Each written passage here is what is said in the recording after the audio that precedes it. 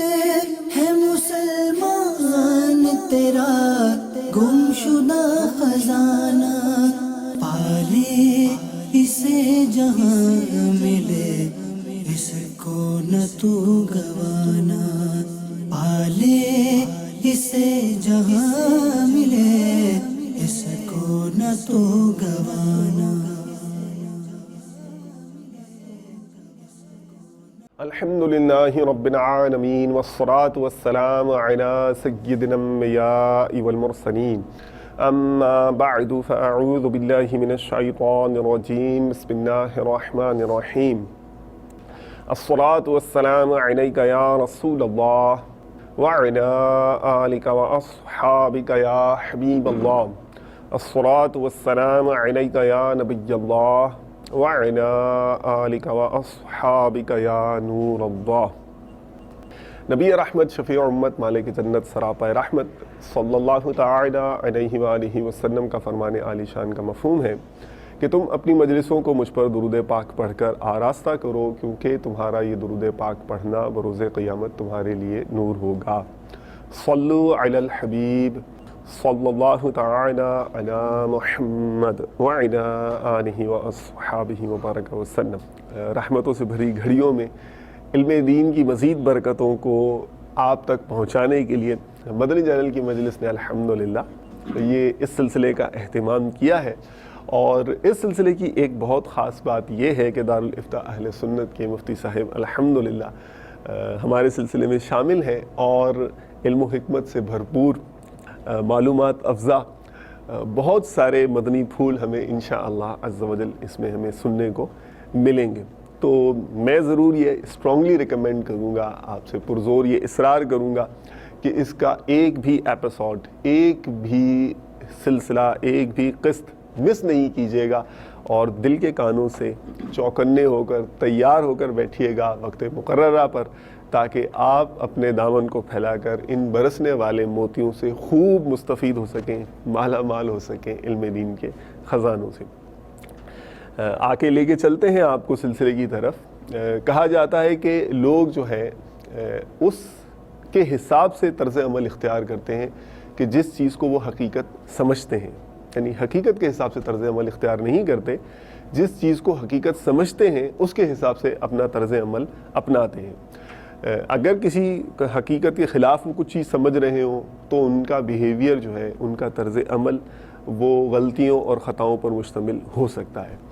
تو خطا اور غلطی کو دور کرنے کا ایک طریقہ یہ بھی ہے کہ ان کو حقیقت صحیح معنوں میں سمجھا دی جائے، اور ان کی جو غلط فہمی ہے وہ دور کر دی جائے۔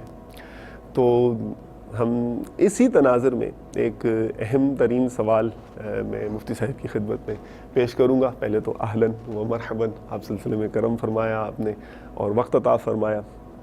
ہم سب جیسے کہ یہ ابھی میں نے ایک انسانی نفسیات کی ایک جو طریقہ کار ہے وہ میں نے آپ کی خدمت میں پیش کیا کہ لوگ جس چیز کو حقیقت سمجھ رہے ہوتے ہیں اسی حساب سے طرز عمل اپنا لیتے ہیں، بھلے حقیقت کچھ اور ہو، تو اس وجہ سے خطاؤں کا بھی شکار ہو جاتے ہیں۔ تو پہلے تو چونکہ ہمارا جو سلسلہ ہے یہ علم دین کی برسات کرنے کی ایک نیت بھی اس میں شامل ہے، تو ایک عوامی سوال میں یہ پیش کرنا چاہوں گا کہ اگر میں کسی ایک عام یونیورسٹی پروفیسر سے بھی شاید پوچھوں تو وہ اتنا اچھا ایکسپلین نہیں کر سکے گا کہ اگر میں اسے کہوں کہ دین کیا ہے تو وہ رک جائے گا کہ میں کیا بات کروں، کیا جواب دوں، کون سے پہلو پہ ڈسکس کروں۔ تو اس سے شاید اندازہ ہوتا ہے کہ دین کا تصور جو ہے صحیح معنوں میں وہ ہمیں معلومات کے لحاظ سے شاید پورا نہیں ہے، یا غلط فہمی پر مبنی بھی ہو سکتا ہے۔ آپ کیا کہتے ہیں شریعت مطہرہ کی روشنی میں دین ہے کیا؟ بسم اللہ الرحمن الرحیم، الحمدللہ رب العالمین والصلاة والسلام علی سید الانبیاء والمرسلین، اما بعد فاعوذ باللہ من الشیطان الرجیم، بسم اللہ الرحمن الرحیم، الصلاة والسلام علیک یا رسول اللہ وعلی آلک واصحابک یا حبیب اللہ، الصلاة والسلام علیک یا نبی اللہ وعلی آلک واصحابک یا نور اللہ۔ یہ جو آپ نے ایک توجیہ تو اچھی شروع کے اندر بیان کر دی کہ عام طور پر جو حقائق نہ جاننے سے غلط فہمیاں جنم لیتی ہیں، جی، اور اس بنا پر آدمی جو ہے وہ غلط فہمیوں کو حقیقت کا روپ جو ہے وہ اپنے ذہن میں اس کو تصور کے اندر لے کے آ جاتا ہے، جس کی بنا پر انہی حقائق کے مطابق جو اصل حقائق نہیں ہوتے اس کے مطابق اپنی زندگی گزارنا شروع کر دیتا ہے۔ اس کے علاوہ بھی بہت سارے جملے اس قسم کے مشہور ہیں کہ انسان کا جو کردار ہے وہ اس کی سوچ کا آئینہ دار ہوتا ہے، جیسے اس کا فکر ہوگی، جیسے اس کے خیالات ہوں گے، اسی کی طرح اس کا کردار ڈھلتا جائے گا۔ درست ذہن میں اگر اچھائیاں ہیں، دل و دماغ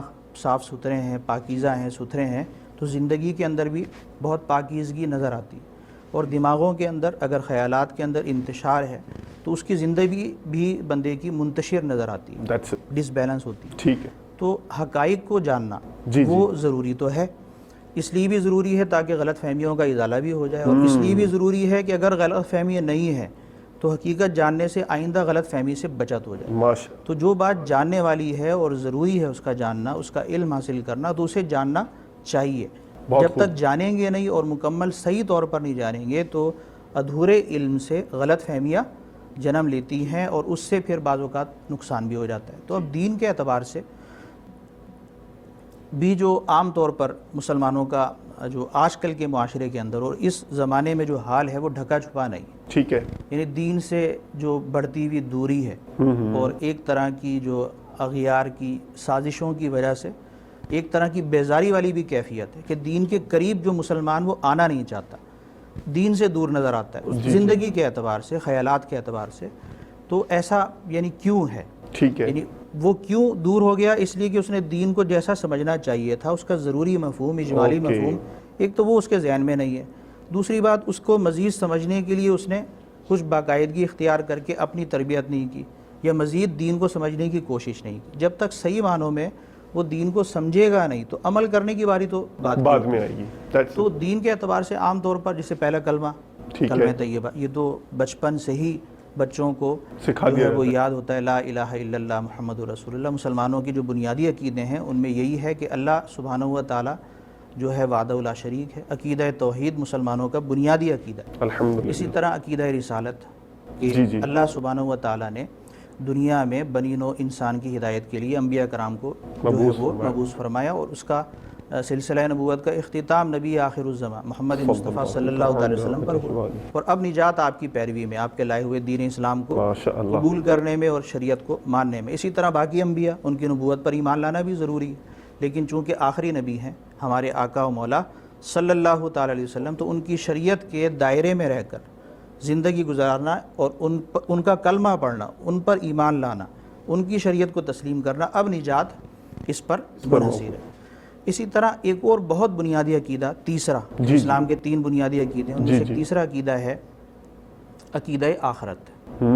تو عقیدہ آخرت کا مطلب یہ ہے کہ دنیا کے اندر رہنے کے بعد جو ہے وہ مرنا ہے، مرنے کو تو سب جانتے ہیں، لیکن مرنے کے بعد دوبارہ اٹھنا ہے، دنیا میں کیے گا اپنا حساب دینا ہے، باری تعالیٰ کی حضور میں حاضری ہوگی، اسے جواب دینا ہوگا، اپنے کیے کا حساب دینا ہوگا۔ اب یہ 3 جو بنیادی عقیدے ہیں یہ تو مسلمان جانتے ہیں، ٹھیک ہے، ان عقیدوں کو دل سے مانتے ہیں تبھی تو مسلمان ہیں۔ اگر اس کے اندر خلل آ گیا تو اسلام کہاں سے رہ گیا؟ ٹھیک ہے۔ اسی طرح ان 3 بنیادی عقائد سے اور مزید شاخیں عقائد کی نکلتی ہیں، ٹھیک ہے، وہ بھی جو ضروری عقائد انہیں ماننا بھی ضروری ہے، ورنہ ایک دینی ضروری بات کا انکار کرنے سے بھی نوبت کفر تک پہنچ جاتی ہے۔ ٹھیک۔ تو دیکھیں جو ایک دھندلا سا تصور کہیں یا جو ہے وہ اجمالی سا کچھ ایک مفہوم اور اعتقاد وہ تو پایا جاتا ہے، ٹھیک ہے، لیکن اس کو سمجھنے کی کوشش نہیں کی جاتی۔ اس عقیدے سے جو فوائد و ثمرات پھوٹتے ہیں، شخصیت پر جو اثرات مرتب ہوتے ہیں، اپنی ایک تربیت ہوتی ہے اور معاشرے کے اندر ایک اچھی زندگی وہ بندہ مومن گزارتا ہے، وہ چیزیں نظر نہیں آتی۔ اس سے یہ پتہ چلتا ہے کہ عقائد جو ہے وہ بنیادی عقائد ان پر ایمان تو ہے، لیکن جیسا ان عقیدوں کو اپنے دل و دماغ میں راسخ کرنا تھا اور اس کو مضبوط کرنا تھا اپنے خیال میں تکرار کے ساتھ، اور ان عقیدوں کے جو ثمرات تھے اور فوائد تھے وہ حاصل کرنے کی کوشش کرنی تھی، اس طرف مسلمانوں کی توجہ نہیں ہے۔ یہی وجہ ہے کہ ہم پھر ہمارے ذہنوں میں دین کا مفہوم بہت محدود سا ہو جاتا ہے۔ عام طور پر مسلمان چونکہ دین سے دور ہوتا ہے، اگر اس سے کوئی دین کی تعریف پوچھ لے یا کوئی مثلا نو مسلم آ جائے اور وہ یہ کہہ دے کہ دین کا ذرا تعارف تو کریں، تو بعض اوقات وہ سٹپٹا جاتا ہے کہ میں دین کو کیا کہوں گا، اس کو تو میں لے کے جاؤں کسی مولوی کے پاس، کسی عالم کے پاس، کسی مفتی کے پاس، کسی اسکالر کے پاس، وہ اس کو دین کا مفہوم بتائے گا۔ ایسا نہیں ہونا چاہیے۔ مسلمان دین کا مبلغ ہے، اس کو کم از کم دین کا بنیادی ضروری مفہوم اور جو اجمالی مفہوم ہے کہ دین کی ساری باتیں سمٹ کر کسی نہ کسی طور پر اس کے اندر آ جائیں، یہ اسے معلوم ہونا چاہیے۔ تو بعض لوگ تو یہ سمجھتے ہیں کہ مثلا نماز روزہ ہو گیا، تسبیح اور مصلی آ گیا، بھئی یہی دین ہے۔ بعض یہ کہتے ہیں کہ صرف ارکان اسلام دین صرف اس کا نام ہے، مثلا کلمہ طیبہ ہو گیا، نماز روزہ زکوٰۃ اور حج ہو گیا۔ اس کے علاوہ بعض سوچتے ہیں کہ صرف یہ جو ہمارے عقائد ہیں، دین عقائد کا نام ہے، ٹھیک ہے، اور باقی آزادی ہے، جس طرح دنیا کے اندر رہنا ہے، دنیا داروں کی طرح، کافروں کی طرح، فاجروں کی طرح اسی طرح زندگی گزارتے رہو، اپنے ذہن کو جو ہے برے خیالات کی آماجگاہ بھی بنا لو، اس سے کوئی فرق نہیں پڑتا۔ تو بعض نے تو محض عقائد کو دین سمجھا ہوا ہے، بعض نے محض مسائل کو دین سمجھا ہوا ہے۔ تو دین کا جو صحیح مفہوم ہے نا، وہ جاننا ایک مسلمان کے لیے ضروری ہے، اس لیے بھی تاکہ وہ اپنے دین کو بچا سکے، کہیں کفر تک نوبت نہ پہنچ جائے، اور اس لیے بھی کہ اپنے دین کی جو ہے وہ تبلیغ کر سکے اور اپنے آپ کو دین کا پابند بنا سکے۔ تو میں نے 3 باتیں تو آپ کو بتائی ہیں کہ دین کے جو بنیادی عقیدے تھے۔ اسی طرح 1-2 باتیں اور میں عرض کرتا ہوں کہ شریعت ہے، جی شریعت کا جو دار و مدار ہے اور اس کے تمام جو چیزیں ہیں، امور ہیں، دین کی باتیں ہیں، ان سب کا تعلق 3 چیزوں سے۔ ٹھیک، پہلی چیز تو ہے علم، علم دین جسے کہتے ہیں، دوسری چیز ہے عمل، ٹھیک ہے، اور تیسری چیز ہے اخلاص۔ اللہ یعنی اصل دین کے جو عقائد ہیں اور دین کے جو ہمارے احکامات ہیں، ہمارا دین اسلام ہے، جی دین ہمارا اسلام ہے، اور سارے نبیوں کا دین اسلام رہا، الحمدللہ، اور اسلام ہی واحد مقبول دین ہے، اللہ تعالیٰ کا پسندیدہ دین ہے۔ قرآن کریم میں ان الدین عند اللہ الاسلام، کہ بے شک اللہ کے نزدیک دین مقبول پسندیدہ وہ اسلام ہی ہے، اس کے علاوہ باقی سارے ادیان، سارے دین باطل اور مردود ہیں۔ تو ہمارے دین کے جو عقائد ہیں اور احکام ہیں، جس کا نام ہمارا جو ہے وہ دین کہلاتا ہے اور اسلام کہلاتا ہے، ہماری جو شریعت ہے، ان تمام شریعت کے احکامات کو اگر احاطہ کیا جائے تو 3 میں سے کسی نہ کسی ایک چیز سے اس کا تعلق ہوگا، یا تو علم سے ہوگا، ٹھیک ہے، یا عمل سے ہوگا، یا عمل کی قبولیت کے لیے اخلاص سے ہوگا۔ ایک تو یہ سمجھ لیں آپ کہ علم دین میں علم عقائد آ گئے، علم مسائل آ گیا، یہ سمجھنے کے لیے بہت پیارا یادداشت کے اعتبار سے رکھ سکتے ہیں کہ علم دین سے مراد کیا ہے؟ علم العقائد، ضروری عقائد کا علم اور ضروری مسائل کا علم، تاکہ عقائد کو جو ہے وہ اختیار کرتے ہوئے بندہ دائرہ اسلام کے اندر داخل رہے، اور مسائل بھی جو اپنے دین کے ہیں انہیں یاد کرے اور اس کے مطابق ضروری احکامات کی ادائیگی کرے۔ ٹھیک ہے، اصل جو دین کے اندر ہے وہ مطلوب ہے مسلمان سے عمل، جیسا کہ مشہور و معروف آیت ہے وما خلقت الجن والانس الا لیعبدون، کہ جنات کو اور انسانوں کو ہم نے صرف اپنی عبادت کے لیے پیدا کیا۔ سورہ ملک کے اندر ارشاد ہوتا ہے الذی خلق الموت والحیات لیبلوکم ایکم احسن عملا، کہ اس نے زندگی کو اور موت کو اس لیے بنایا تاکہ وہ جانچے، آزمائش کرے کہ تم میں سے کون اچھے اعمال اختیار کرتا ہے۔ تو اصل تو عمل کرنا ہے، لیکن عمل بغیر عقیدے کے ہوتا نہیں ہے۔ اسلام میں داخل ہوئے بغیر کسی کا عمل قبول نہیں ہے، تو عقائد ضروری ہو گئے۔ اسی طرح عمل کے لیے جو ضروری علم ہے، جس کو مسائل کہتے ہیں، ان کو جاننا بھی ضروری ہے۔ اگر علم دین کے بغیر اپنی عقل سے سوچ کر عمل کریں گے تو خراب ہو جائے گا۔ تو اسی طرح تو یہ تو 2 چیزیں ہو گئیں، علم العقائد ہو گئے، علم المسائل ہو گئے، اور اب عمل آ گیا۔ عمل سے مراد یہاں عمل صالح ہے، نیک اعمال ہے، اللہ تعالیٰ کی عبادت ہے، لیکن عبادت ریاکاری کی صورت میں بھی ہوتی ہے اور اخلاص کے ساتھ بھی ہوتی ہے۔ تو ریاکاری کی صورت میں اگر عبادت ہوگی تو وہ رائے گا ہے، اس کا ثواب نہیں ہے بلکہ اس پر عذاب ہوتا ہے۔ تو عبادت کو درجہ قبولیت تک پہنچانے کے لیے اخلاص ضروری ہے۔ اخلاص یہ کہ اللہ تعالیٰ کی رضا کے لیے، محض اس کی رضا کے لیے، کسی قسم کے دنیاوی مفاد اور غرض کے لیے نہیں، محض اسے راضی کرنے کے لیے اخلاص کے ساتھ عبادت کی جائے۔ تو یہ 3 جو ہے وہ جز ہیں، اور عام طور پر صوفیہ کرام، حضرات صوفیہ کرام، یہ آخری جز جو ہوتا ہے اخلاص کا، اس کو اپنا مرکز محور بناتے ہیں، تاکہ وہ ساری جو اس نے زندگی کے اندر ایک مسلمان نے اپنی آخرت کی بھلائی کے لیے تگو دو کی ہے، جد و جہد کی ہے، علم بھی حاصل کیا، عقائد بھی اچھی طرح ان کو مضبوط کیا، اور جناب مسائل بھی سیکھے، عمل بھی کیا، اب اگر اخلاص کی طرف نہیں آئے گا تو اس کا عمل رائے گا نہ ہو جائے۔ تو یہ سب چیزیں اپنے دائرے کے اندر ہیں۔ مسلمان کو سب سمتوں کے اندر سفر اختیار کر کے ایک ایک چیز کی حقیقت کو سمجھنا چاہیے۔ ماشاء اللہ، مرحبا۔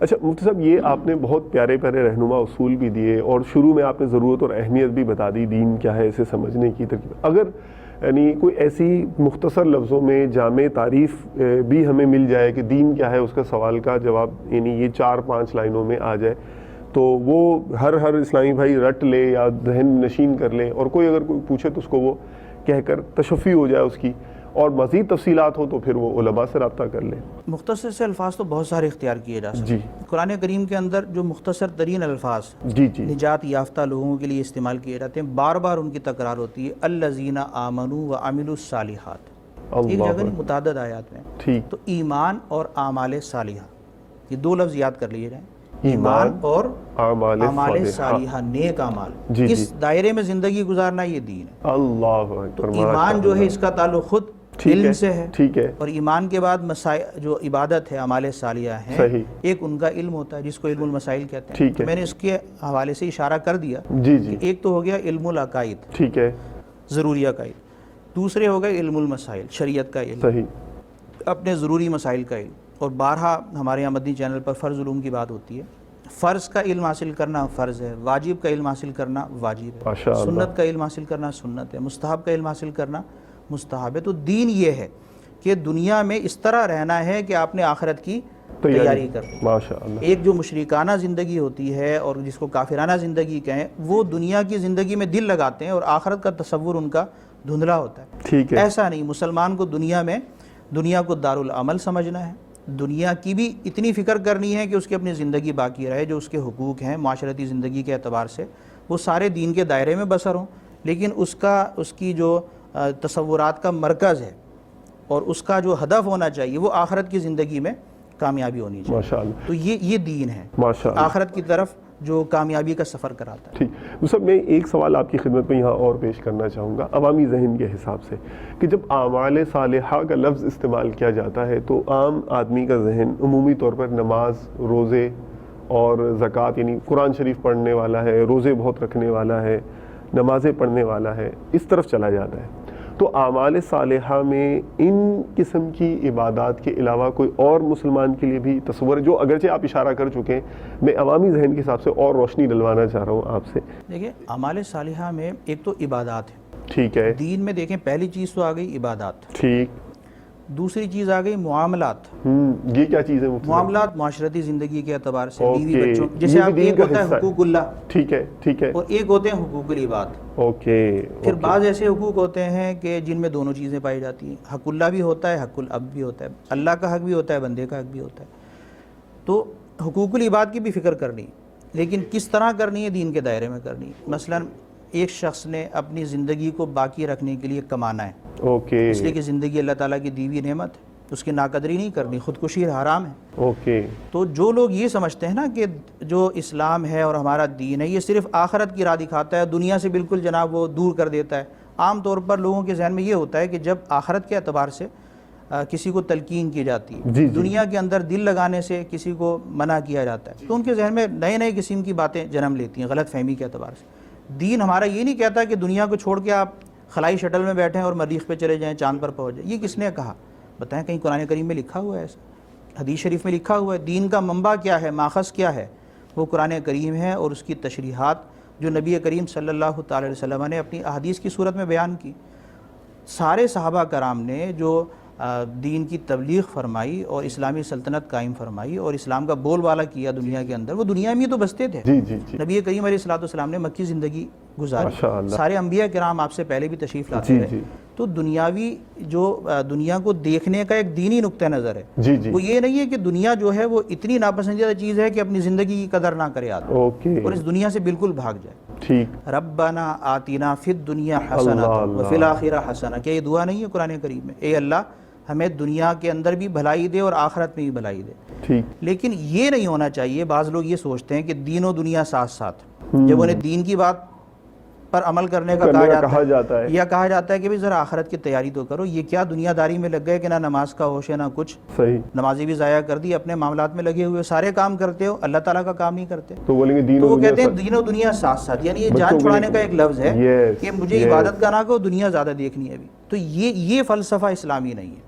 اوکے، یہ نظریہ اسلامی نہیں ہے۔ دنیا میں رہنا ہے، اپنی دنیا کو ایسا محدود اور اچھا بنائیں کہ دنیاوی زندگی بھی آپ کی جو ہے وہ ڈس بیلنس نہ ہو، ٹھیک ہے، اس میں بھی آپ کو پریشانی لاحق نہ ہو، ایک سکون اور اطمینان کے ساتھ آپ دنیاوی زندگی کو آخرت کی بھلائی کا ذریعہ بنائیں، آخرت کی تیاری کا ذریعہ بنائیں، یہ ضروری ہے۔ تو اب اس کے اندر ایک تو عبادات تھی جو آپ نے شروع میں بات، جی جی، عبادات اور ذکر و اذکار کر کے بندے کا ایمان کبھی کامل ہو جاتا ہے، عبادات سے تقوی پرہیزگاری ملتی ہے، اس کے اوپر آگے سلسلوں میں بھی ہمارا کلام ہوتا رہے گا انشاءاللہ۔ دوسرا یہ کہ جو حقوق العباد ہیں، بندوں کے حقوق کی ادائیگی کرے، ان کا خیال کرے، مثلا ماں باپ کا جو ہے وہ احترام کرنا ہے، ٹھیک ہے، بیوی بچوں کے حقوق ادا کرنے ہیں، بچوں کی تربیت کرنی ہے، اسی طرح پڑوسیوں کے احکام ہیں، اسی طرح معاشرے کے اندر رہنے کے اعتبار سے معاشرتی زندگی ہے، یہاں تک کہ کفار سے میل جول کے احکام، یہ بھی ہمارے اسلام سے اللہ اکبر، چلنے پھرنے انسان کی پوری زندگی دین کے دائرے میں بسر ہو سکتی، عبادات کے ساتھ بھی، اور جو معاملات ہیں وہ بھی سارے کے سارے اسلامی ہیں۔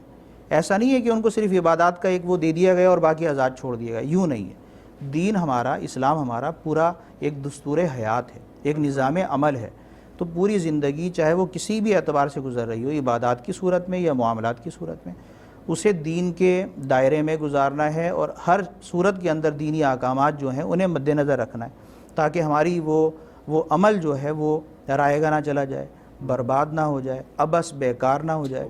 تو اس سے بچ کر بندہ بہت سارے کاموں سے اپنی آخرت کے لیے ثواب اکٹھا کر سکتا ہے۔ ماشاءاللہ، بہت پیارا مفتی صاحب۔ مجھے یعنی کہ وہ بات یاد آ رہی، مختلف تحریروں میں اس طرح کی، یا کوئی وہ وسوسوں کا انجیکشن لگا ہوتا ہے نا، تو وہ الزام دھر دیتے ہیں کہ جو علماء ہیں یا خطباء ہیں جو یہ ہیں، یہ حقوق العباد کی بات نہیں کرتے، معاشرتی زندگی کے بارے میں بات نہیں کرتے، یہ نہیں کرتے۔ اب کرتے تو ہے، وہ سننے والے شاید سنتے نہیں ہیں یا مربوط نہیں ہوتے ہوں گے، اور آپ نے جو ماشاءاللہ دین کی جو تفہیم اور تعبیر، جو تصور دین کا جو آپ نے اسلام کا کھینچا ہے، اور اس میں جس طرح آپ نے معاشرتی زندگی اور جو حقوق العباد کو آپ نے جس طرح ایمفیسائز کیا ہے، مرحبا، اللہ تعالیٰ آپ کو جزائے خیر عطا فرمائے۔ ایک اور سوال جو ہے وہ کرنا چاہوں گا کہ جو یہ عقل ہے، دانش ہے، دانشوری ہے، یہ بتائیے کہ یہ کیا تصور ہے، اور کیا دینی احکامات پر عمل پیرا ہونا، تو کیا یہ اس کا مخالف ہوگا عقل کا؟ یعنی عقل، جو دانش مند ہوں گے، جو عقل مند لوگ ہوں گے، جینیس لوگ ہوں گے، تو کیا وہ ہر چیز کو کریٹیکلی دیکھنا جو ہے نا وہ عقل کی نشانی ہوتا ہے؟ تو کیا اس میں بھی وہ کیجیے، بہت سارے اس کے پہلو بنتے ہیں، سوالات بنتے ہیں کہ اسلامی دانش اور جو ہے نا دنیاوی دانش میں کوئی فرق ہے؟ اسلام اور مسلمان کے لیے عقل اور جو دانش ہے اس کی کیا حیثیت ہے؟ کتنا اس کو فالو کرے گا، کتنا نہیں کرے گا؟ یہ ہے بہت واقعی طویل سوال، اس پر تو یعنی ایک مکالمہ بھی اگر ہو نا 2-2.5 گھنٹے کا، وہ بھی شاید کم پڑ جائے۔ اس موضوعات پر باقاعدہ ہمارے علماء کی کتابیں بھی موجود ہیں، مرحبا، اور یہ ضروری بھی ہے، یعنی اپنی عقل کی حقیقت کو سمجھنا ضروری ہے۔ عام طور پر گمراہی کا پھاٹک عقل سے ہی کھلتا ہے۔ اوکے، یہ بہت پیارا پوائنٹ ہے، میں چاہوں گا اس کو ذرا تھوڑا اور مثال کے طور پہ کافر ہے، ٹھیک ہے، غیر مسلم ہے، اس نے اسلام قبول نہیں کیا، کیوں نہیں کیا؟ اس کی عقل نے کہا کہ اسلام قبول نہیں کرنا، اس کی عقل نے روکا کہ اسلام کی طرف نہیں جانا، تو اس نے اپنی عقل کی مان لی اور اسلام قبول نہیں کیا۔ اوکے، شیطان کا مشہور و معروف واقعہ ہے، جی جی، فرشتوں کو جب اللہ تعالیٰ نے حکم ارشاد فرمایا کہ آدم علیہ السلام کو سجدہ کریں، جی جی، سب نے سجدہ کیا، لیکن قرآن کریم میں ہے الا ابلیس ابا واستکبر، سوائے ابلیس شیطان کے کہ اس نے تکبر کیا اور اپنی جو عقل تھی اس کی وہ اللہ تعالیٰ کے حکم کے خلاف استعمال کی، ٹھیک، اس کی تردید میں، اس کے انکار میں، اللہ، اس نے تکبر کرتے ہوئے انکار کر دیا کہ میں آدم علیہ السلام کو سجدہ نہیں کرتا۔ تو دیکھیں یعنی جو ضروری باتیں ہیں، جی جی، دین کے ضروری احکامات ہیں، عقل سے انہیں تسلیم بھی کیا جا سکتا ہے ٹھیک، اور انہیں رد بھی کیا جا سکتا ہے۔ تو عقل جو انسان کو دی گئی ہے اور انسان کو اختیار دیا گیا ہے، اچھائی اور برائی کی تمییز بالکل بیان کر دی گئی، انبیاء کرام کے ذریعے سے اچھائی کو خوب واضح کر کے پیغامات عام کر دیے گئے، صحیح، لیکن عقل دی اس لیے گئی ہے تاکہ اس کا اختیار باقی رہے۔ دنیا کے اندر مجبور محض نہیں بنایا گیا انسان کو، دنیا دارالعمل ہے، اپنی عقل سے وہ جو ہے وہ جائزہ لے کر کسی بات کو اختیار کرتا ہے، کسی کا انکار کرتا ہے، ٹھیک ہے، تو اس کا حساب کتاب ہوگا۔ کفر کرنے والے کے کفر کا حساب ہونا ہے اور اس کا عذابی عذاب ہونا ہے، حساب تو یہ ہے۔ ٹھیک، اور اسی طرح اگر وہ دین کے دائرے میں ہے اور پھر عقل نے اس کو دین کا پابند نہیں بنایا، عبادت گزار نہیں بننے دیا، پرہیزگار نہیں بننے دیا، تو اس نے اپنے اعمال کا حساب دینا ہے۔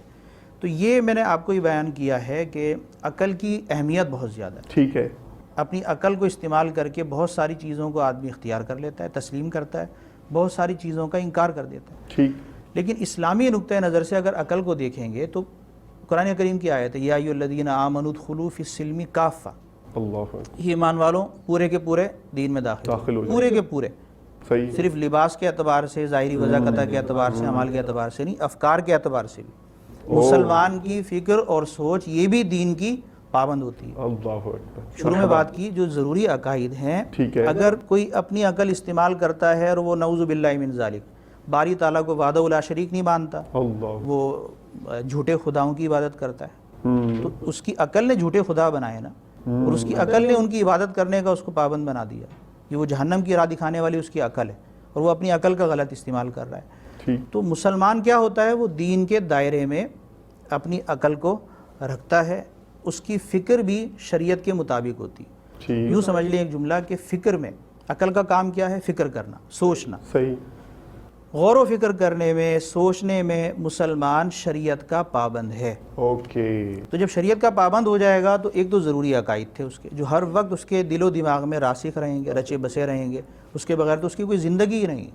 اور دوسرا یہ کہ جو دینی احکامات ہیں اس کے بارے میں لوگوں سے ملتے جلتے، بہت سارے لوگوں سے رابطہ رہتا ہے دنیاوی زندگی میں، مختلف قسم کے نظریات سننے کو ملتے ہیں، آج کل جدید دور ہے، ٹھیک، ہر طرح کے موضوعات پر ڈیبیٹ ہوتی ہے، جس کے منہ میں جو آتا ہے کہتا کہہ ہے، دیتا ہے، اخبارات میں جو لکھنا ہے لکھ لکھ دیتا ہے۔ دیتا ہے، تو وہ ساری باتیں تو ٹھیک نہیں ہوتی، بہت ساری تو ملحدانہ قسم کی اور جناب کافرانہ قسم کی غیر اسلامی سوچیں ہوتی ہیں۔ جی جی، تو اب اگر مسلمان پڑھے تو یا اس کو سننے کا موقع ملے تو اس کی جو ہے وہ گھنٹی بج جائے کہ یہ اسلامی نہیں ہے، غیر اسلامی بات ہے، اس کو میں نے سوچنا نہیں ہے، اس پر اپنا ذہن نہیں لگانا، اس کو اپنے ذہن میں نہیں بسانا، اس کی مذمت کرنی ہے، اس کی تردید کرنی ہے۔ صحیح، تو اسلامی نقطۂ نظر سے اگر عقل کا استعمال کیا جائے گا تو اس کو اسلامی عقل کہہ دیں گے۔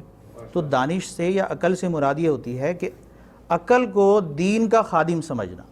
اوکے، یہ جملہ بھی اگر یاد رکھ لیا جائے اور اندر اپنے اتار لیا جائے اس کو، کہ عقل کو دین کا خادم سمجھنا ہے، صحیح، دین پر حاکم نہیں سمجھنا۔ عام طور پر یہ ہوتا ہے کہ بعض اوقات تو جان بوجھ کے لوگ شرارت کرتے ہیں یا کسی کی شرارت کا شکار ہو جاتے ہیں، ٹھیک، یا جو کم دین کا علم رکھنے والی عوام ہوتی ہے وہ صحبتوں کی وجہ سے متاثر ہو جاتی ہے، یس، اور ہر بات وہ سوچتی ہے کہ جو ہماری عقل میں آئے گی تو مانیں گے ورنہ نہیں مانیں گے۔ یہ کس نے کہا؟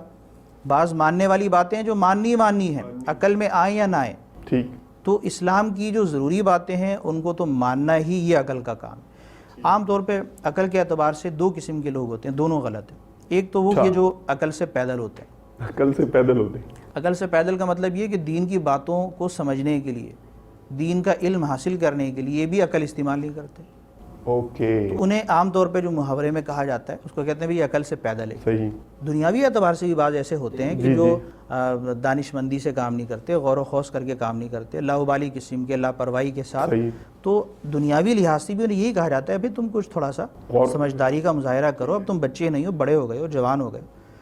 تو اس کا مطلب ہے کہ عقل دی ہے استعمال کرنے کے لیے، اس کا درست استعمال ہونا چاہیے، نفع کے لیے استعمال کرنا چاہیے، ضرر سے بچنے کے لیے استعمال کرنا ٹھیک چاہیے۔ ہے، تو مسلمان کا نفع صرف دنیاوی نہیں ہوتا، دنیا کا نفع بھی ضروری ہے اور آخرت کا نفع بھی ضروری ہے۔ مرحبا، تو اپنی عقل کو دنیا کے نفع کے لیے بھی استعمال کرنا ہے، آخرت کے نفع کے لیے بھی استعمال کرنا ہے۔ ٹھیک ہے، جو دنیا کے نفع کے لیے بھی استعمال نہیں کرتا دین کے دائرے میں اور آخرت کے نفع کے لیے بھی استعمال نہیں کرتا تو اس کو کیا کہیں گے؟ عقل سے پیدل ہے۔ ٹھیک ہے، تو جو عقل سے بالکل پیدل بنا رہے گا تو یہ بھی غلطی کا شکار رہے گا، ضروری علم سے محروم رہے گا، اور نعوذ باللہ من ذالک کفر تک نوبت نہ پہنچے۔ اللہ اکبر، جب ضروری مسائل نہیں جانے گا تو عمل کا شوق کہاں سے آئے گا؟ ٹھیک ہے، عمل کیسے کرے گا؟ عمل کرے گا بھی تو غلط کرے گا، صحیح، اس کو جو ہے بہتر سے بہتر بنانے کی کوشش نہیں کرے گا۔ تو ایک تو یہ گروہ ہے کہ عقل سے بالکل پیدل ہونا، ٹھیک، یہ اسلام نہیں کہتا۔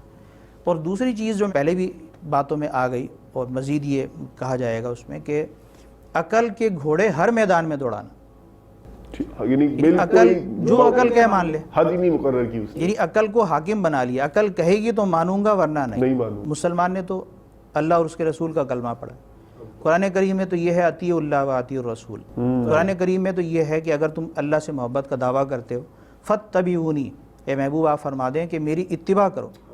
تو جو چیزیں ماننے والی ہیں اللہ اور رسول کے واضح فرامین ہیں ان کو تسلیم کرنا عقل کا کام ہے، ان کی ٹو میں پڑھنا، انکار کرنا یا عقل میں سمجھ میں نہیں آتی وہ باتیں تو ان کے لیے جناب وہ شک اور شبہ کا شکار رہنا، یہ اسلام نہیں۔ تو جو باتیں ماننے والی ہیں ان کو ماننا عقل کا کام ہے، صحیح، اور جو باتیں ماننے والی نہیں ہیں، بعض باتیں ایسی بھی ہیں تو انہیں نہ ماننا یہ عقل کا کام ہے۔ اب اس کی تفصیل بہت زیادہ ہے اور وہ ظاہر بات ہے یہاں زیادہ تر ہماری اجمالی عمومی گفتگو ہو رہی ہے ذہن سازی کی حد تک۔ تو عقل کا جو جتنا دخل ہے دین میں دین کو سمجھنے میں، وہ اسی دائرے کے اندر اپنا عقل کو استعمال کیا جائے تو یہ اسلامی عقل اس کو کہا جا سکتا ہے۔ اسلام میں عقل کی اور دانش کی یہی حقیقت ہے، یہی اہمیت۔ ٹھیک ہے، جزاک اللہ خیر۔ اچھا مصعب، یہ جیسے ہی رمضان شریف کا چاند نکلتا ہے اور ایک یعنی غلغلہ سا مچتا ہے رمضان کی آمد کا، تو عمومی طور پر جو رمضان سے محبت کرنے والے ہوتے ہیں، رمضان کی اہمیت کو سمجھ رہے ہوتے ہیں کسی نہ کسی درجے میں، تو توجہ جو عام طور پر جاتی ہے سب سے پہلے رمضان شریف سے خاص نسبت رکھنے والی وہ تراویح کے حوالے سے جاتی ہے۔ تو تراویح کے حوالے سے بھی وہی بات، اگر مسکانسیپشن ہوگی یا علم کی کمی ہوگی تو غلط فہمی کا شکار بھی ہو سکتے ہیں، غلط طرز عمل بھی اختیار کر سکتے ہیں۔ تو ذرا یہ 2-3 اس کے حوالے سے بھی میں چاہوں گا کہ آپ رہنمائی فرما دیجئے اور طرز عمل کو جو ہے نا رخ دے دیجئے۔ پہلے تو یہ ارشاد فرمائیے کہ کیا تراویح جو ہے یہ خالصتاً مردانہ عبادت ہے، یا جو ہے نا اسلامی بہنیں بھی یہ تراویح پڑھیں گی؟ عمومی تاثر تو شاید یہی پایا جاتا ہے کہ جو یہ تو مردوں کا کام ہے نا کہ مرد پڑھیں گے تراویح، کیا ایسا ہی ہے؟ عام طور پر یہ غلط فہمی پائی جاتی ہے، اور ہمارے سلسلے میں انشاءاللہ آخر میں جیسے آپ نے یہ سوال کیا بھی، رمضان کی جو خاص عبادات ہیں اس کے جو ضروری مسائل ہیں، اس حوالے سے کچھ نہ کچھ 1-2 مسئلے ضرور ایسے کہ جن میں عام طور پہ غلط فہمی ہوں گی وہ بیان کیے جائیں گے، آپ پوچھ لیے کہ انشاءاللہ۔ ایک تو یہ ہے کہ کیا عورتوں پر بھی؟ تو بالکل عورتوں پر بھی ہیں تراویح، مردوں کے لیے بھی سنت موقدہ ہے اور عورتوں کے لیے بھی سنت موقدہ ہے۔ سنت موقدہ ہی ہے، یعنی وہ مردوں کا بھی سنت موقدہ؟ یہ صرف مردوں والی عبادت نہیں، یہ مردوں اور عورتوں دونوں کے لیے ہے۔ جیسے نمازیں ہوتی ہیں 5 وقت کی نمازیں، وہ مردوں نے بھی پڑھنی ہے، عورتوں نے بھی پڑھنی ہے۔ جی جی۔ روزے رمضان کے وہ مردوں نے بھی رکھنے ہیں، عورتوں نے بھی رکھنے ہیں۔ تو رمضان کی پیاری عبادت تراویح، جس میں قرآن کریم پڑھا جاتا ہے، اس کی 20 رکعتیں جمہور کے نزدیک، اہل سنت والجماعت کے نزدیک، تو 20 رکعت جو تراویح ہیں وہ مردوں کے لیے بھی سنت موقدہ ہیں، عورتوں کے لیے بھی سنت موقدہ ہیں۔ عام طور پر جیسے ہماری پچھلی گفتگو ہوئی نا کہ اپنی کوتاہی کو جی یا جناب عبادت نہیں کر پائے تو بعض اوقات شیطان جو ہے وسوسہ ڈال دیتا ہے، کوئی عذر بنا کے نا، کوئی ہیلا بنا دو، کوئی عذر بنا دو کہ اپنے آپ کو مطمئن کر کہ یہ وجہ ہی ہے، بہلانا ہوتا ہے۔ ایک تو غلط فہمی یہ ہے کہ بعض عورتیں تو یہ سمجھتی ہیں کہ عورتوں کے لیے ہے ہی نہیں، یہ تو غلط ہے کہ عورتوں کے لیے ہے۔ ٹھیک ہے۔ بہت ساری خواتین گھر میں اسلامی بہنیں وہ چونکہ افطار سے بہت پہلے سے جناب افطار کی تیاری شروع کر دیتی ہیں، اور افطار کے بعد پھر افطار کا جب اتنی ساری تیاری کریں گے تو سمیٹنے میں اتنا ہی ٹائم لگے گا۔ ٹھیک ہے۔ اور روزے کی حالت بھی ہوتی ہے بہت سو کی، اور نکاحت بھی طاری ہوتی ہے، تو اس میں جب یہ سارا اتنا لمبا چوڑا عمل ہوتا ہے تو اس سے وہ کمزوری، ویکنیس یہ پیدا ہو جاتی ہے۔ اب وہ عذر جو ہے نا وہ پیش کیے جاتے ہیں، تو بچوں کے کام کا عذر، گھر کے کام کا عذر کہ تراویح کیسے پڑھیں گے، ساری ہمت تو ہماری پہلے کام کاج میں لگ گئی۔ تو اس لیے وہ بہت ساری خواتین جو جانتی ہیں کہ تراویح پڑھنا سنت موقدہ ہے، لیکن وہ جو ہے ان کام کاج کی وجہ سے اور غیر ضروری اپنے اوپر بوجھ طاری کر لینے کی وجہ سے تراویح کی عبادت پر توجہ نہیں دیتی، یہ غلط ہے۔ ٹھیک۔ افطار کریں، ایک اس کا جو جتنا ضروری ہے، جتنا یعنی اتنا کہ اس کے بعد آپ کی نماز کھانا نہ بن جائے، یعنی اتنا تو آپ افطار کریں گے نا کہ آپ کا نماز میں دل لگ جائے، تو مناسب سا افطار ہو، لیکن ایسا نہ ہو کہ آپ کا یعنی ساری توجہ افطار کے اندر لگ گئی اور اس کے اندر نہ آپ نے اگلی سمت کو دیکھا کہ میں نے آگے بھی ابھی عبادت کرنی ہے، اور اس کے بعد سحری کے لیے اٹھنا بھی ہے پھر دوبارہ۔ تو سحری اور افطار کا انتظام ہو، لیکن ساتھ ساتھ تراویحوں کے لیے بھی چاق و چوبند ہو کے اور اپنی صحت کا خیال رکھ کر اس کا جو ہے افطار کی تیاری کی جائے، تو خواتین بھی رات کو بآسانی تراویح پڑھ سکتی ہیں، ماشاءاللہ، انہیں پڑھنی چاہیے۔ نہیں پڑھیں گی تو گناہگار ہوں گی۔ سنت موقدہ کا ایک آدھ بار ترک برا ہوتا ہے اور عادتاً ترک اس کا گناہ ہوتا ہے۔ اللہ اکبر، اللہ اکبر۔ اچھا، ایک مفتی صاحب یہ ارشاد فرمائیے، تو بہت پیارا آپ نے سمجھا دیا کہ تراویح اور ختم قرآن کا آپس میں کتنا ریلیشن شپ ہے۔ اگر میں ختم قرآن مثال کے طور پر ایک رات میں ہی کر لیتا ہوں، پہلی یکم رمضان شریف کو ہی 30 پارے میں نے تراویح میں پڑھ ڈالے، تو اب تو سنت موقدہ کیا اب مجھ پر اب بھی باقی ہے، یا اب تراویح پڑھوں نہ پڑھوں؟ یہ غلط فہمی یہ پائی جاتی ہے کہ وہ سمجھتے ہیں کہ جب ختم قرآن ہو گیا نا، خود کر لیا یا کسی حافظ کے پیچھے ختم قرآن ہو گیا، 3 دن میں ہو گیا، 5 دن میں یا 7 دن میں، تو ختم قرآن ہو گیا تو تراویح ختم ہو گئی۔ تو ختم قرآن سے تراویح ختم نہیں ہوگی۔ تراویح جو 20 رکعتیں سنت موقدہ ہیں وہ ہر روزے کے ساتھ تراویح ہے۔ اگر 29 روزے ہوں گے تو تراویح کتنی ہے؟ 29۔ اگر 30 روزے ہوں گے تو کتنی ہے؟ 30۔ ٹھیک ہے۔ بعض لوگ 27 کو ختم قرآن ہوتا ہے عام طور پر مساجد، 27 کے بعد 28 29 کو نہیں پڑھتے تراویح، وہ بازاروں کی رونق میں گھر میں آرام کرتے رہتے ہیں۔ اسی طرح ختم قرآن جو ہے وہ 3 روزہ 7 روزہ یا 11 روزہ، یہ منع نہیں ہے، ناجائز نہیں ہے کہ اگر ختم قرآن آپ نے 3 دن والی تراویح میں کر لیا تو اس سے یہ ہو گیا کہ تراویح کے اندر آپ کا قرآن کریم ختم کرنا جو سنت تھا وہ آپ نے سنت پوری کر لی۔ لیکن 3 روزہ تراویح ختم ہونے کے بعد بھی بقیہ 27 دن یا 28 دن آپ نے تراویح پڑھنی ہے۔ ٹھیک، اچھا یہ جو 3 دن یا 7 دن یا 11 دن کی تراویح والے جو پروگرامز چلتے ہیں تو مصعب کیا آپ سمجھتے ہیں کہ ان میں سب جگہ رعایتوں والے بھی، آداب کی رعایتوں کرنے والے بھی ہوتے ہوں گے یا لیکن نہ کرنے والے بھی ہوتے ہوں گے، تو ہمیں اگر ہم نے یہ آپشن چننا ہی ہے تو ہم کیا چوائس کریں؟ اس پہ یہ دیکھیں کہ بہار شریعت میں صدر الشریعہ بدر الطریقہ امجد علی اعظمی رحمۃ اللہ تعالی نے لکھا ہے کہ تراویح میں صحیح خواں کو جو صحیح مخارج کے ساتھ پڑھتا ہے ٹھیک ہے اس کے پیچھے تراویح پڑھنی چاہیے، اوکے، تراویح کا امام بھی اسے بنانا چاہیے۔ بعض لوگ آواز کی لے پر، آواز کی خوبصورتی پر جاتے ہیں، ٹھیک ہے، تو اس طرح کا مضمون بہار شریعت میں ہے کہ سمجھ کچھ نہیں آتا، اتنی فاسٹ وہ قرات کرتے ہیں کہ الفاظ چبائے جا رہے ہوتے ہیں، مخارج کا خیال نہیں، لے بہت اچھی بنی ہے، آخر میں یا لمون تعلمون یا لمون تعلمون یہ نظر آتا ہے، اور یہ بڑے اچھے قاری صاحب ہیں جناب، اور یہ تو آدھے گھنٹے میں فارغ کر دیتے ہیں۔ تو یہ جو چکر بنا لیے ہیں یہ ٹھیک نہیں ہے۔ اچھا جو قرآن پڑھنے والے قاری ہیں اور صحیح پڑھنے والے ہیں، ایک تو انہیں جو ہے وہ امام حافظ کے طور پر منتخب کرنا چاہیے، اور مخارج کا خیال رکھنا ضروری ہے، قرات میں وہ الفاظ چبائیں نہ۔ بعض اوقات یہ ہوتا ہے کہ حفاظ جو ہیں وہ قرآن صحیح پڑھنا جانتے ہیں لیکن لوگوں کی طرف سے پریشر اور دباؤ، اور آج کل کا ایک ماحول یہ ہے کہ جناب جلدی پڑھانے والے قاری کو پسند کرتے ہیں، تو وہ اتنا فاسٹ پڑھتے ہیں کہ اچھا پڑھنا جانتے ہیں پھر بھی غلط پڑھ جاتے ہیں۔ تو یہ بڑی محرومی کی بات ہے۔ رمضان عبادت کا مہینہ ہے تو عبادت کو سلیقے کے ساتھ، آداب کے ساتھ کریں گے تو عبادت ہوگی نا، ورنہ عبادت میں فساد آئے گا، کراہت آئے گی، نہ دل لگے گا، تو یہ پھر وہ ایک الگ موضوع ہو جائے گا۔ تو لہٰذا مسلمانوں کو عبادت خوش دلی کے ساتھ، خشوع اور خضوع کے ساتھ، دل لگا کر کرنی چاہیے، اور تراویح کے اندر جو 3 روزہ تراویح ہے یا 7 روزہ تراویح، اس میں بالخصوص، اور 27 روزہ تراویح میں تو عام طور پر اب یہ ہوتا جا رہا ہے کہ کافی جگہ پر اچھے جو حافظ صاحب ہیں پڑھنے والے ان کو جو ہے وہ مساجد میں لیا جاتا ہے۔ پہلے زیادہ تھا یہ معاملہ، اب تو اس طرف توجہ نہیں تھی کہ اب دعوت اسلامی کے ماحول کی بھی برکت ہے اور عوام میں شعور بھی بیدار ہو رہا ہے کہ مخارج بڑے ضروری ہیں، ورنہ ایک دور تو وہ تھا کہ عام مساجد میں 5 وقتہ نماز کے جو امام ہوتے تھے وہ بھی جو ہے بعض اوقات مخارج کے ساتھ قرات کرنا نہیں جانتے تھے، اپنے امام ہی میسر نہیں آتے تھے، باہر کسی جگہ سے بعض حافظوں کو بلانا پڑتا تھا۔ تو دعوت اسلامی کے ماحول کی برکت سے جو ہے وہ بہت سو کھلا ہوا ہے، نمازوں کا جو جناب اس کی یعنی فساد سے بچی ہیں نمازیں۔ مقتدی حضرات ان میں بھی یہ شعور ظاہر پیدا ہوا، جو مساجد کے انتظام کرانے والے ہیں ان میں بھی اویئرنیس، کمیٹیوں میں بھی اور نمازیوں میں بھی، کہ اب وہ ایسے اماموں کو دیکھنا چاہتے ہیں کہ جو ان کی نمازوں کے واقعی ضامن ہوں۔ اللہ اکبر، ایسا نہ ہو کہ میں پڑھ لی تو بس وہ ہمارا کام ختم، کوئی بھی آ جائے، ایسا نہیں۔ تو امام اور امامت بڑا منصب ہے، دیکھ بھال کر امام جو ہے وہ چننا چاہیے، اور نماز کے جو ضروری مسائل ہیں ان کا تو دھیان رکھنا ہی رکھنا۔ جزاک اللہ خیر، ماشاء اللہ مفتی صاحب آپ نے اتنی انسائٹ فل ڈسکشن کی ہے۔ انشاءاللہ ہمارا یہ سلسلہ آئندہ بھی جاری رہے گا، اگلے ایپیسوڈ میں پھر انشاءاللہ آپ سے علم دین کے موتی حاصل کریں گے۔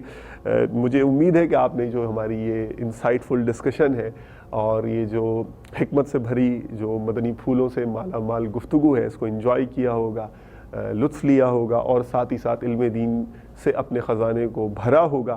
تو مزید علم دین کے بعد دولت آپ کو حاصل کرنی ہے تو سلسلے کی تمام ایپیسوڈ پابندی سے دیکھتے رہیے، عمل کرنے کی نیت سے دیکھتے رہیے، دل کو روشن کرنے کی نیت سے دیکھتے رہیے، اور اگر آپ یہ پریکٹس بھی اپنا لیں گے کہ اچھی طرح سیکھ کر اچھی طرح سمجھا سکیں، پھیلا سکیں، تو انشاءاللہ امید ہے کہ اس آپ کا اپنا عمل بھی راسخ رہے گا، مسائل بھی یاد رہیں گے۔